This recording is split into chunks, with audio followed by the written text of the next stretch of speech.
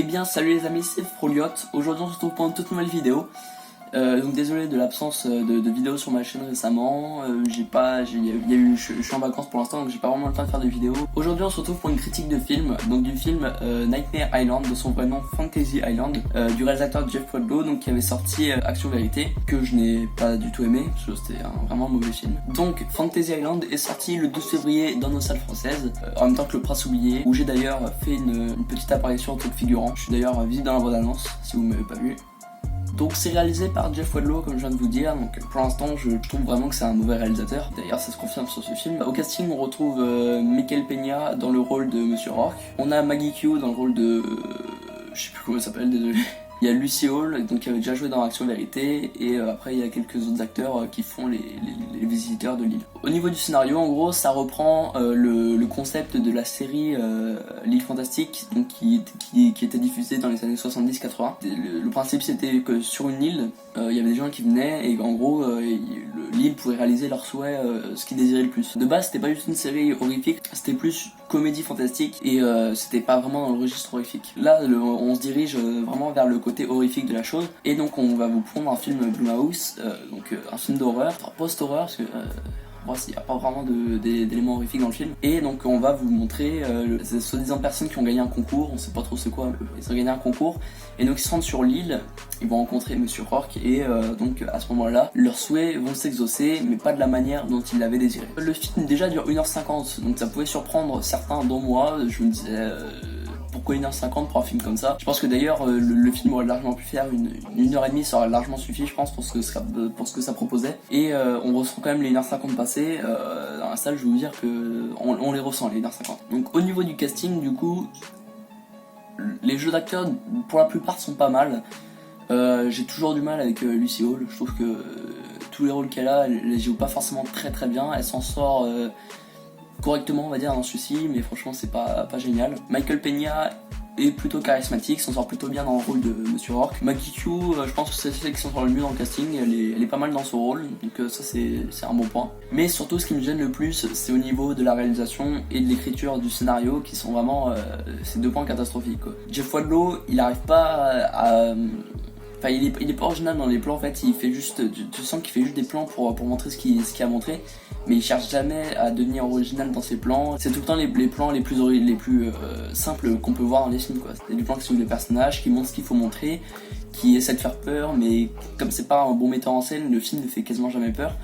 Donc Jeff Wadlow, il faut qu'il travaille bien, parce que pour l'instant c'est pas encore ça. Il arrive à peu près à diriger ses acteurs comme il faut pour que ça suffise, mais honnêtement il n'y a rien de fou dans ce qu'il fait. Et donc oui, au niveau des plans c'est tout ce qu'il y a de plus basique, aucune idée visuelle dans le film, même pas de belles transitions ou quoi, c'est vraiment que des plans les plus simples qu'on peut trouver, qui sont mis comme ça dans le film, et il n'y a aucune originalité. Donc au niveau de la réalisation il n'y a rien d'extraordinaire, et c'est plutôt dommage. Et au niveau de l'écriture, donc il y a Jeff Wadlow qui s'est mis à l'écriture aussi avec deux autres personnes. Pareil, au niveau de l'écriture, là, il y a un gros problème. En fait, le film est vraiment très incohérent. Tout s'enchaîne de manière à peu près fluide, ça je veux bien l'admettre, mais il y a tellement d'incohérences.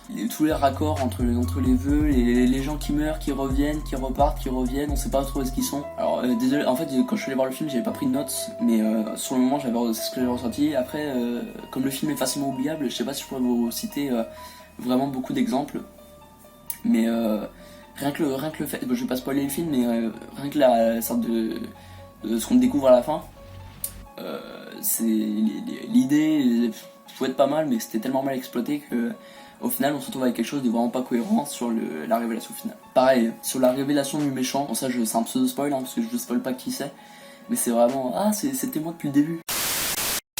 Franchement, faites plus original que ça, parce que ça marche pas du tout. Et c'est pareil, il n'y a aucune cohérence par rapport au reste de l'histoire. Je vous spoil pas, mais vous allez voir que vraiment c'est nul quoi.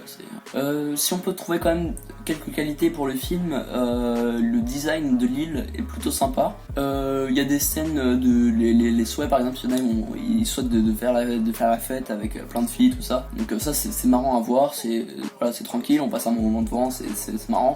Mais rien d'exceptionnel quoi. Il y a des choix un peu plus intéressants que ça quand même, mais la plupart en fait sont mal exploités. C'est ça le gros défaut du film, c'est qu'ils arrivent pas à faire un truc bien et un truc concret avec ce qu'ils ont de base, donc c'est là que ça devient compliqué. Au niveau de la lumière, il n'y a rien d'exceptionnel, c'est plutôt bien éclairé, on sait ce qu'il faut éclairer, ça éclaire les protagonistes, ça éclaire ce qu'il faut quoi. Donc il n'y a pas rien d'exceptionnel en fait dans la lumière. Au niveau de la photo, c'était pas mal, il y avait une photo assez intéressante, aux couleurs assez tropicales, enfin ce qu'il faut pour l'île quoi. Donc au niveau de la photo, c'était pas mal. Sur ce point-là, c'était sympa.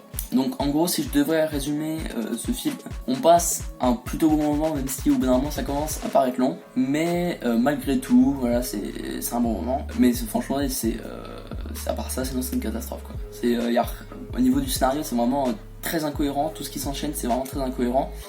Il y a aucune idée géniale quoi, ça s'enchaîne mais il n'y a rien d'exceptionnel dans les idées qu'ils proposent. Quelques bonnes idées de par-ci par-là, mais franchement sur 1h50 de film ça suffit vraiment pas. La réalisation est plate, il n'y a rien d'exceptionnel. Jeff Wadlow franchement, soit faut qu'il travaille, soit faut qu'il arrête, mais voilà, faut qu'il y ait une de ces deux solutions qui soit abordée. Et voilà, au niveau des acteurs ça passe, mais bon, sans plus. Je vais attribuer une note sur 10 à ce film, et donc je lui attribue la note de 4 sur 10 à Fantasy Island.